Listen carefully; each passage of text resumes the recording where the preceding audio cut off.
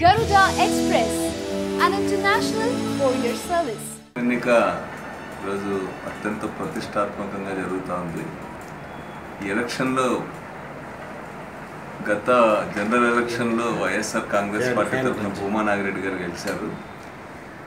తర్వాత అనైతికంగా అక్రమంగా చంద్రబాబు నాయుడు గారు రాష్ట్రంలో ఫిరాయింపులను ప్రోత్సహించి దాంట్లో భాగంగా భూమా నాగిరెడ్డి గారు కూడా అధికార పార్టీలో తెలుగుదేశం పార్టీలో పోవడం జరిగింది.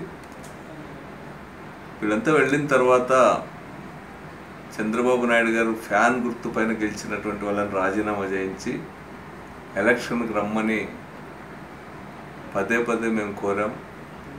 అదేవిధంగా కోర్టుల్లో అదేవిధంగా స్పీకర్ దగ్గర కూడా ఫైట్ చేసాం. ఫిరాయింపులు అనేటువంటి అనైతికం, వాళ్ళని డిస్క్వాలిఫై చేయాలని, కానీ చేయాల. ఎక్కడ ఒక ఎలక్షన్ కూడా జరపలా.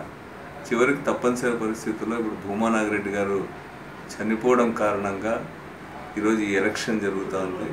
భూమా నాగిరెడ్డి గారు ఉన్న రోజులు కూడా వైఎస్ఆర్ కాంగ్రెస్ పార్టీ ఆయనకు చాలా గౌరవం ఇచ్చింది. ఆయన్ని పబ్లిక్ అకౌంట్స్ కమిటీ చైర్మన్గా పెట్టాం. అదేవిధంగా ఆయన కూతురు కూడా యునానిమస్గా ఆళ్ళగడ్డలో ఎమ్మెల్యే కావడానికి కూడా పార్టీ కృషి చేసింది. అదేవిధంగా వాళ్ళ దగ్గర బంధువైన ఎస్వి మోహన్ రెడ్డి గారు కూడా అత్యంత ముఖ్యమైనటువంటి కర్నూలు స్థానాన్ని కూడా ఇవ్వడం జరిగింది. అందుకని వైఎస్ఆర్ కాంగ్రెస్ పార్టీ వారు చేసిన సేవలకు అత్యంత ప్రాధాన్యత ఇచ్చింది. అయితే దురదృష్టవశాత్తు వాళ్ళ పార్టీ ఫిరాయించడం, తర్వాత ఇల్లుగా చనిపోవడం, దీనివల్ల ఉప ఎన్నిక తప్పనిసరి అయింది. ఈ ఎన్నికల్లో తప్పనిసరిగా ప్రజలు మేము కోరేది ఏమంటే ఫిరాయింపులు, అనైతికమైనటువంటి రాజకీయాలకు విరుద్ధంగా ఈరోజు తీర్పు చెప్పమని చెప్పి ప్రజలను కోరుతా ఉన్నాం. అయితే తెలుగుదేశం పార్టీ చాలా తెలివిగా ఇక్కడ వైఎస్ఆర్ పార్టీనే గెలుస్తుంది అనేటువంటిది వాళ్ళకి అన్ని సర్వేల్లో కూడా తెలిసిన తర్వాత, మీరు జగన్ గెలవాలంటే ఇంకో 1.5 సంవత్సరం ఎలక్షన్ వస్తుంది, అప్పుడు వేసుకోవచ్చు, ఇప్పుడు మాకేంటి, మాకేస్తే మేము అభివృద్ధి చేస్తాం కదా అని చెప్పి అట్లాంటి ప్రజల్ని తప్పుదారి పట్టించేటువంటి ఒక ప్రచారాన్ని తీసుకుంది. అయితే ప్రజలు వీటన్నిటినీ నమ్మేటువంటి పరిస్థితి లేదు. ఎందుకంటే చంద్రబాబు నాయుడు గారు ఎలక్షన్ తర్వాత ఈ అభివృద్ధి కార్యక్రమాలన్నీ కూడా పక్కన పడేస్తాడు. ఎందుకంటే ఎలక్షన్ అయిన 3 ఏళ్ళ తర్వాత, అది కూడా ఇక్కడ బై ఎలక్షన్ వచ్చింది కాబట్టి బై ఎలక్షన్ కోసం ఇవన్నీ చేస్తున్నాడు తప్ప ఆయనకి నంద్యాల అభివృద్ధి పట్ల ఏమాత్రం కూడా చిత్తశుద్ధి లేదు, చేయాలనేటువంటిది లేదు. ఎందుకంటే చంద్రబాబు నాయుడు గారు అబద్ధాలు చెప్పడంలో దిట్ట. ఆగస్టు స్వతంత్ర దినోత్సవం రోజైనా అబద్ధాలు చెప్పకుండా ఉండాలి కనీసం ఆ రోజైనా. ఎందుకంటే స్వాతంత్రం అనేటువంటి చాలా గొప్ప దినోత్సవం అది.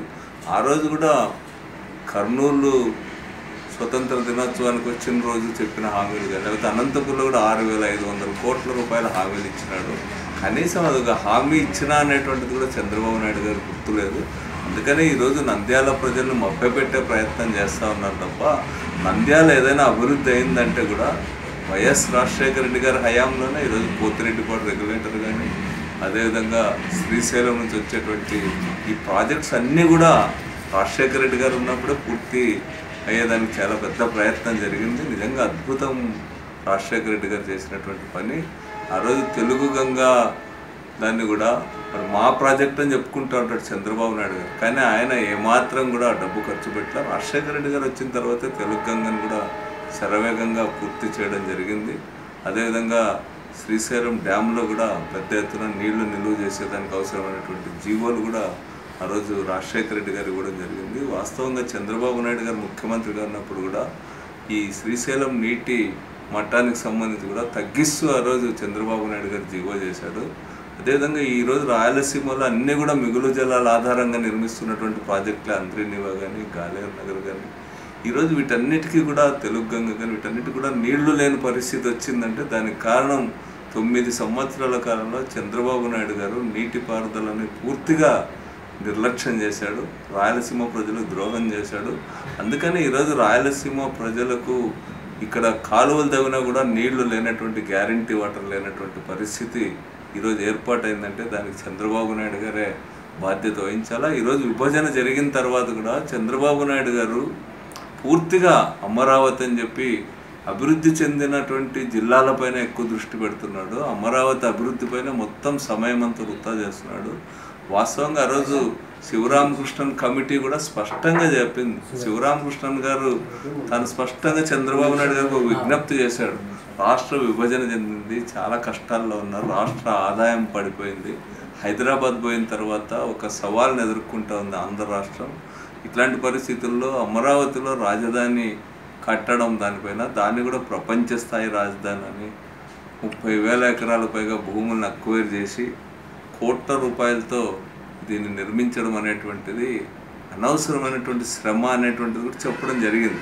రాజధాని అద్భుతంగా నిర్మించాలనే దాంట్లో అందరం కూడా అంగీకారం. అయితే మనకున్నటువంటి వనరులు ఏమి, మన ఆర్థిక పరిస్థితి ఏమి, ఈరోజు రాష్ట్రం విభజన చెందిన బ్యాక్గ్రౌండ్లో ప్రాధాన్యతలు ఏ విధంగా ఉండాలనేటువంటి దాంట్లో చంద్రబాబు నాయుడు గారికి ప్రచారం మీద ఉన్న యావ రాష్ట్ర సమగ్రాభివృద్ధి పైన లేదు. రాష్ట్రాన్నంతా కూడా సమగ్రంగా అభివృద్ధి చెందాలి. ఈసారి రాయలసీమ జిల్లాలు వరుస కరువులతో అల్లాడిపోతూ ఉన్నారు, ఆత్మహత్యలు జరుగుతూ ఉన్నాయి. మరి ఈ ప్రాంతంలో ఈరోజు మొక్కుబడి వ్యవహారాలు తప్ప చంద్రబాబు నాయుడు గారు ఆత్మహత్య చేసుకున్న రైతులకు కూడా డబ్బులు ఇవ్వలేనటువంటి పరిస్థితి నెలకొంది. ఈ ప్రాంతంలో అభివృద్ధి అనేటువంటిది కూడా నిర్లక్ష్యం చేయబడింది. ప్రభుత్వం చేసిన సర్వేలో కూడా రాయలసీమ పట్ల నిర్లక్ష్యం చేస్తున్నాడు చంద్రబాబు నాయుడు అనేటువంటిది ప్రజాభిప్రాయం కూడా ఈరోజు.